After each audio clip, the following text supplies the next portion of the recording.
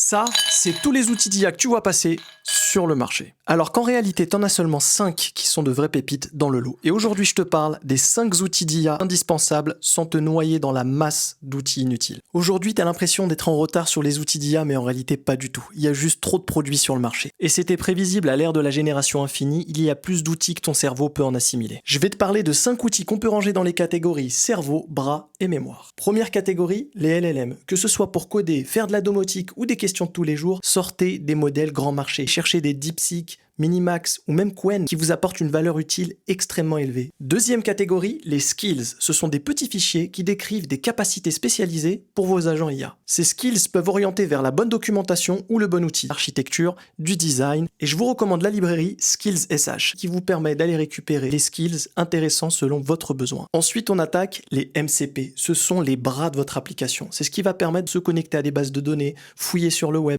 Et l'un des plus importants MCP, c'est Context7. Ça permet à votre agent IA d'être autonome et d'aller requêter toute la documentation qui existe sur les librairies des repositories GitHub. Quatrième catégorie, le RAG. C'est la mémoire de votre agent. C'est ce qui va lui permettre de retrouver de l'information sans saturer sa fenêtre de contexte. Et je vous conseille d'aller voir en RAG du côté de LLama Index et LangChain. Et la dernière catégorie, c'est cadeau, c'est un outil qui va vous éviter d'aller chercher et télécharger tous les modèles pour tester s'ils tournent sur votre machine. C'est LLM Fit. Il mesure les capacités de votre machine et vous dit tout simplement quel modèle tournera et quel modèle est inenvisageable. Et toi, tu utilises quoi comme outil? Partage-le nous dans les commentaires.